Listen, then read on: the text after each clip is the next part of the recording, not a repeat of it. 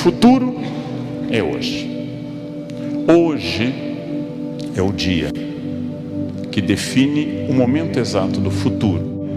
Estude para ser alguém, seja honesto. Hoje é difícil dizer essas coisas. Não discutam com pessoas perturbadas. É perda de tempo, perda absoluta de tempo. Evitem o ódio, não cultivem o ódio. O ódio vem às pessoas, não compartilhem. O ódio é um veneno que só funciona se você beber. Você precisa aceitar o ódio do outro.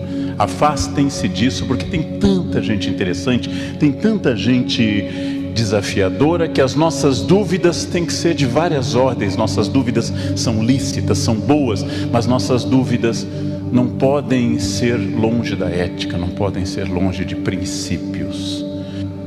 É muito importante que num ambiente, por mais que tenha gente brigando, destruindo e gritando, que eu redobre a minha capacidade de ser pacífico. Se move, tudo se transforma, todas as coisas se transformam. Ou seja, essa é uma mudança enorme. Se mudam-se os tempos, mudam-se as vontades. Mas hoje essa mudança não é mais de uma geração para outra. Não é mais de uma geração para outra, ela é uma mudança imediata.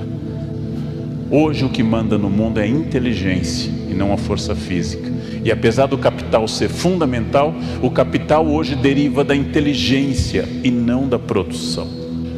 A memória é uma coisa importante, porém, o que hoje determina não é a memória, a primeira instância da inteligência, mas o que eu crio a partir da memória, que é a inteligência.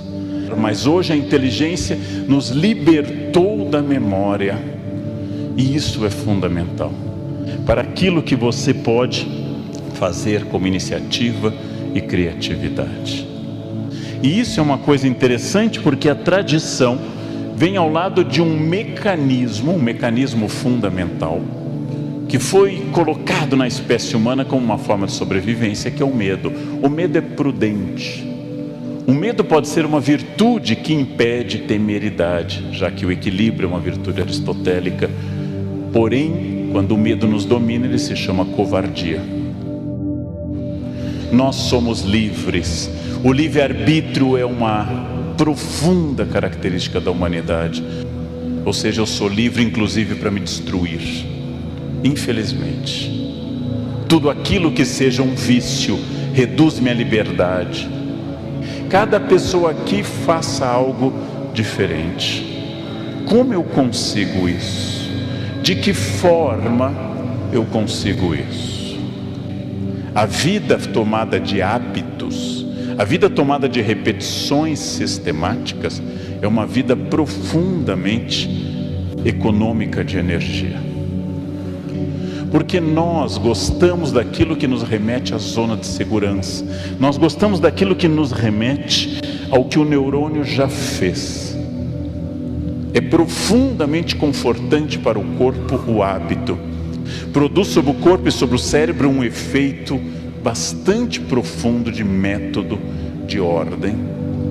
E o neurônio gosta disso. E nós nos inserimos nessa ordem.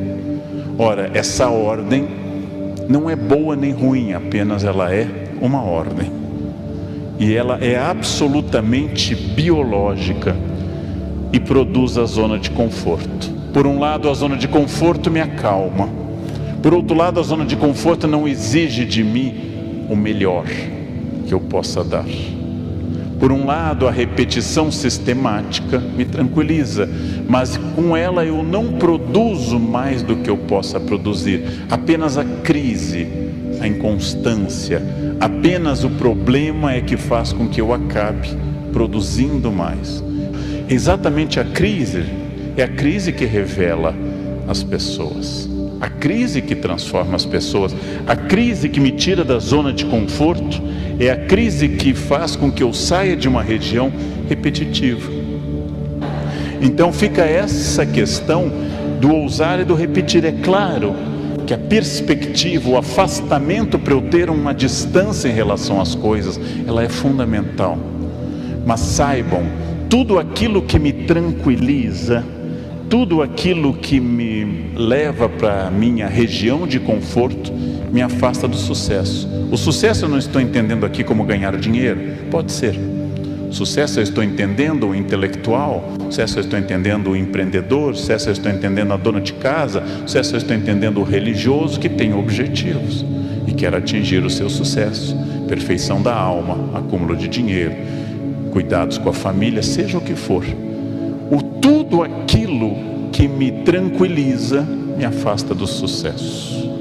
Tudo aquilo que me deixa bem me afasta do bem e do desafio. Por isso que todos querem o sucesso, mas eu não sei qual é a escolha certa. Todos querem o sucesso, mas a escolha certa ela é sempre complicada, porque eu tenho que pensar quando é que chega esse momento chamado futuro. Eu nunca sinto o futuro porque eu estou sempre no presente, e o passado é sempre uma memória que já fugiu. Nunca chega o futuro, nunca chegaremos ao futuro, porque eu estou sempre no momento presente, e o minuto seguinte é o meu presente. Logo eu vivo num tempo contínuo, num tempo presente. Eu vivo permanentemente nesse momento, e esse momento só aconteceu porque eu tive passado. Ora, mas eu estou aqui porque eu fiz coisas no passado. Então, apesar de não existir futuro, não existe futuro. O que existe é o que eu faço hoje, que prepara o outro presente. Ou seja, o presente é cultivado por decisões do passado. O presente é cultivado por uma forma muito importante, porque não existe o ponto final, aqui representado metaforicamente por um paraíso tropical. Não existe esse ponto final. A cada lugar que eu chego há um novo desafio, há uma nova questão a vencer. Nunca eu vou chegar a esse ponto final. Eu não sei nem quem estará vivo em 20 anos. A vida é surpreendente, eu vou insistir nesse ponto, quando a gente pensa que as mudanças podem ser muito rápidas. Tudo é muito rápido, muito passageiro. Tudo se transforma e as questões do mundo permanentemente são desafiadas. E esses desafios são sempre um caminho aberto. Nós temos diante de nós um caminho aberto. Eu não sei esse futuro. Eu tenho apenas a capacidade de planejar o presente. O futuro é hoje.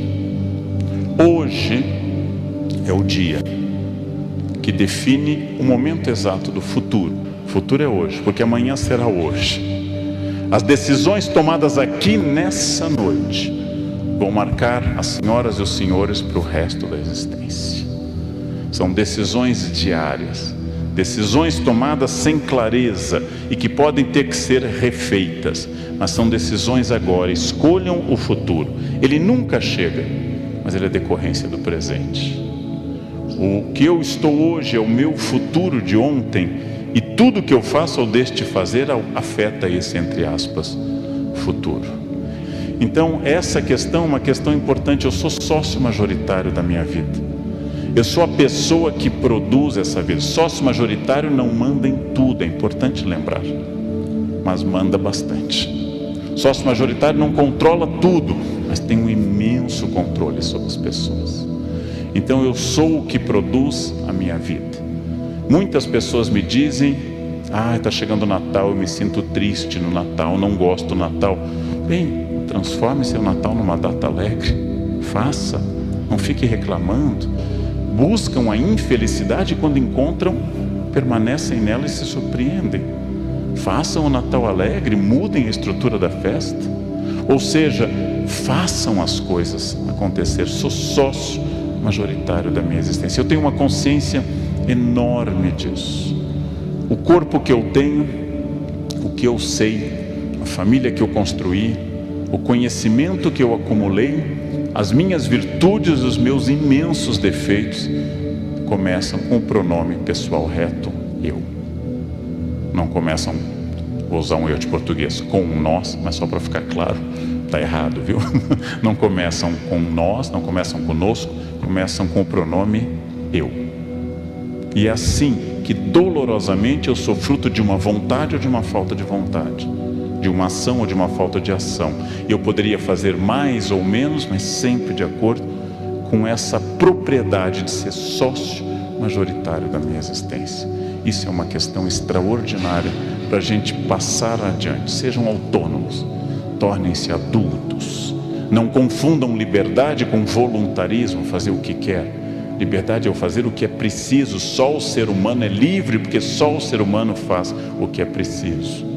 Não é uma liberdade hedonista da busca do prazer, não é a liberdade de fazer o que eu quero, mas o que eu preciso. Eu sou humano porque faço o que eu preciso. Ou seja, eu sou humano porque eu faço o que é necessário e não só aquilo que eu quero. E vou começando a sofrer dessa verdadeira, ou ter o privilégio dessa verdadeira liberdade estratégica. Eu sou sócio majoritário da minha vida. Sigam a norma socrática, conheçam a vocês mesmos. É uma transformação de vida. Conhecer a si muda tudo na sua existência. Façam frequentes exames de consciência do seu dia. Não precisa ter nenhum projeto religioso para isso. Pode ser psicanalítico ou religioso, como preferir. Como eu me comportei hoje, a quem eu ajudei, a quem eu incomodei, com quem eu fui grosseiro, com quem eu fui bom, como eu posso melhorar amanhã. Ou seja, trabalhem sobre si, trabalhem a sua possibilidade, sejam sócios da sua existência. Isso se chama autonomia, isso se chama protagonismo, isso determina a estratégia. Pergunta básica: onde vocês querem estar o ano que vem, em novembro de 2018? E onde vocês querem estar em novembro de 2027, daqui a 10 anos? Onde eu quero estar? Com quem? Se vocês tiverem clareza do ponto final, terão clareza da estratégia. Se tiverem clareza da estratégia, correm o risco de chegar lá. Correm o risco, não a certeza, mas a chance matemática de chegar lá. E nisso, o resultado de tudo isso é chamado de plenitude. Para uns, para outros, simplesmente uma palavra tradicional de raiz indo-ariana: felicidade.